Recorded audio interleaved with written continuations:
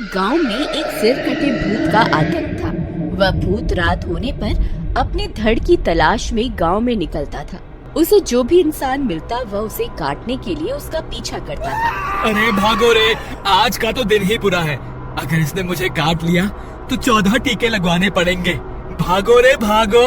अरे गांव वालों, कोई तो मुझे बचाओ, मेरे पीछे सर कटा भूत पड़ गया है। हे भगवान, मेरी रक्षा करो। फिर वह भागता भागता किसी के दरवाजे पर पहुंचता है। अरे खोलो, अरे दरवाजा खोलो, मेरे पीछे सर कटा भूत पड़ा है, मेरी मदद करो। अरे दरवाजा खोलो। अरे कौन है? रुको रुको, आ रही हूँ। इतनी रात गए कौन आ गया? बहन जी, मेरी मदद करो, मेरे पीछे सर कटा भूत पड़ा है, मुझे अंदर आने दो, नहीं तो वो मुझे काट खाएगा। नहीं नहीं, अगर मैंने तुम्हें अपने घर के अंदर आने दिया तो वह भूत का सिर तुम्हारा पीछा करता यहाँ भी आ जाएगा। तुम कहीं और जाओ, मैं तुम्हारी कोई मदद नहीं कर सकती। इतना बोलकर वह औरत दरवाजा बंद कर लेती है। अरे मर गए रे, अब क्या करूँ, कहाँ जाऊँ? उतने में वह सर वहाँ पहुँच जाता है। अब मुझसे बच के कहाँ जाओगे? मैं बहुत दिनों से भूखा हूँ। हे भगवान, अब मैं क्या करूँ? तभी उसका दोस्त हीरा बंता को आवाज लगाता है।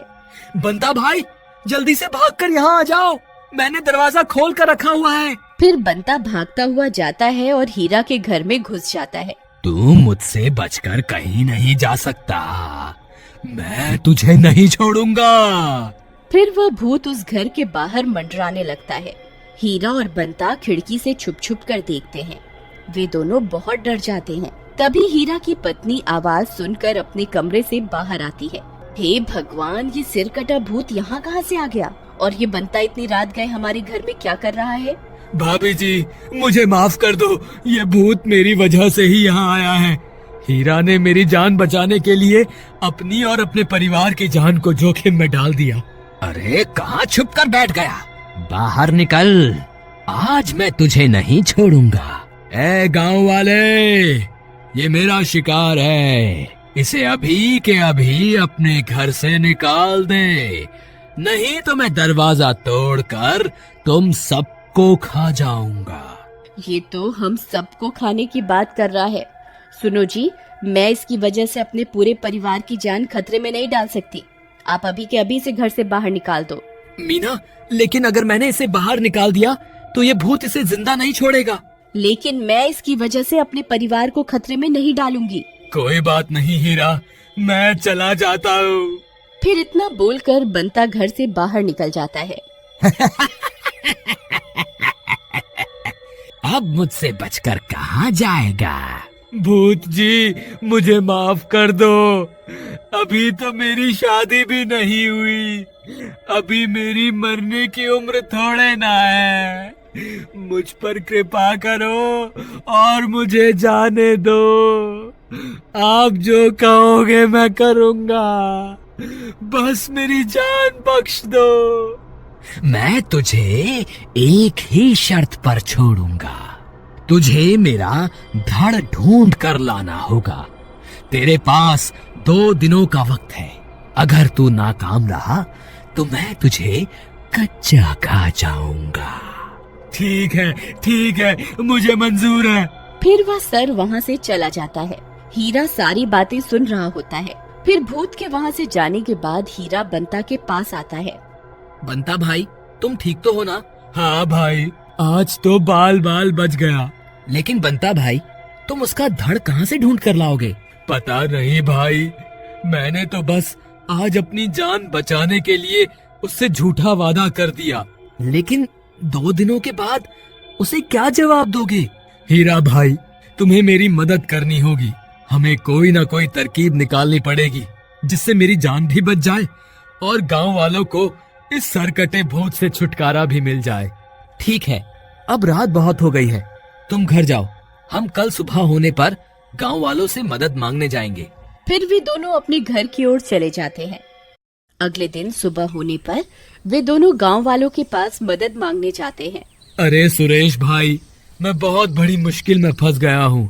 कल रात को सरकटे भूत ने मुझ पर हमला कर दिया था, लेकिन किसी तरह मैंने अपनी जान तो बचा ली। लेकिन उसने मुझे 2 दिनों में अपना धड़ ढूंढने को कहा है। अब अगर मैंने उसका धड़ नहीं ढूंढा तो वो मुझे मार कर खा जाएगा।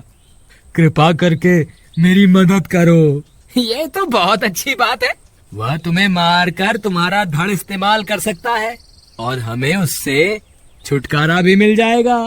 तेरा नाश मिटे। हीरा भाई, ये तो मुझे मरने के लिए बोल रहा है। जब 2 दिन बाद वो सरकटा भूत मेरे पास आएगा ना, तो उसे तेरे घर ले आऊंगा और कहूंगा यही तुम्हारा धड़ है। अरे नहीं नहीं बंता भाई, ऐसा मत करना। मैं तो सिर्फ मजाक कर रहा था। हमें माफ कर दो, हम तुम्हारी कोई मदद नहीं कर पाएंगे। इसी तरह पूरा दिन बीत जाता है। फिर अगला दिन होने पर हीरा भाई, हमारे पास आज रात तक का वक्त है। रात होते ही वह सरकटा भूत मेरे पीछे पड़ जाएगा। मुझे कोई तरकीब बताओ, मैं उसका धड़ कहाँ से लाऊं? तुम घबराओ नहीं, मेरे पास एक तरकीब है। तुम्हारी ये तरकीब काम तो करेगी ना? बंता भाई, अगर इस तरकीब से तुम्हारी जान नहीं बची तो दुनिया की कोई भी ताकत तुम्हें बचा नहीं पाएगी। चलो, मैं उस पेड़ के पीछे जाकर छुप जाता हूँ। तुम उस सरकटे भूत को पुकारो। फिर हीरा भागकर उस पेड़ के पीछे छुप जाता है। भूत भाई, आप कहाँ हो? देखो, मैं तुम्हारा धड़ ले आया हूँ, जल्दी आ जाओ। लेकिन उस भूत का कोई नामो निशान नहीं होता। हीरा भाई, लगता है वह भूत मुझे 2 दिनों का वक्त देकर खुद आना भूल गया है। थोड़ा जोर जोर से पुकारो, वह जरूर आएगा। अरे भूत जी, आप कहाँ हो?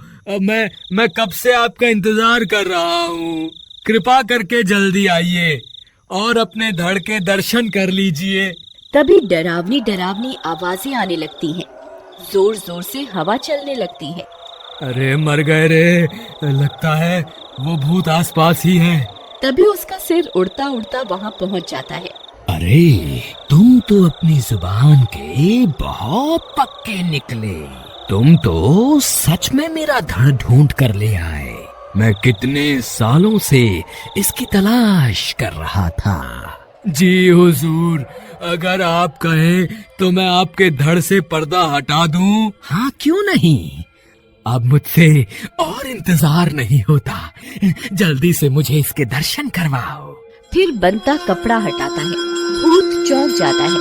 अरे ये क्या किया? अरे मर गया रे। अरे धोखेबाज, तूने ये क्या कर दिया? दर्शन करके कैसा लगा?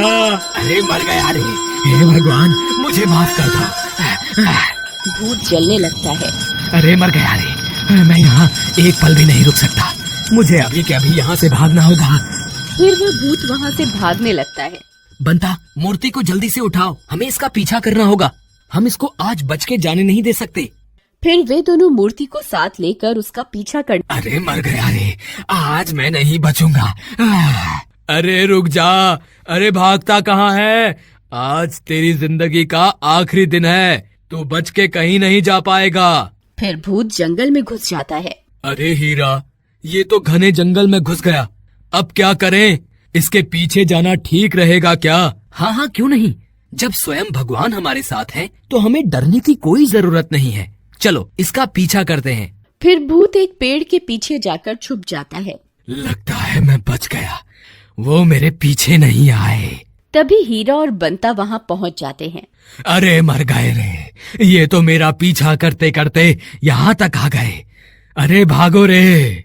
फिर भूत भागता भागता पेड़ से टकरा जाता है और जमीन पर गिर जाता है। अरे मर गया रे, हाय रे।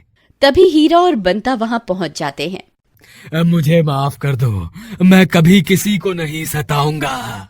बंता मूर्ति को उसकी तरफ कर देता है। भूत ये सब बर्दाश्त नहीं कर पाता और जलने लगता है। अरे मर गया रे, मैं ये सब बर्दाश्त नहीं कर सकता। हे संकट मोचन हनुमान जी, मुझे माफ कर दो, मैं आगे से कभी किसी को नहीं सताऊंगा। अरे अरे मर गए रे, हे भगवान मुझे मुक्ति दे दो। और इस तरह बंता की जान बच जाती है और पूरे गांव को उस सिर कटे भूत से छुटकारा मिल जाता है। और इसी तरह एक बार फिर बुराई पर अच्छाई की जीत होती है। बोलो संकट मोचन हनुमान जी की जय।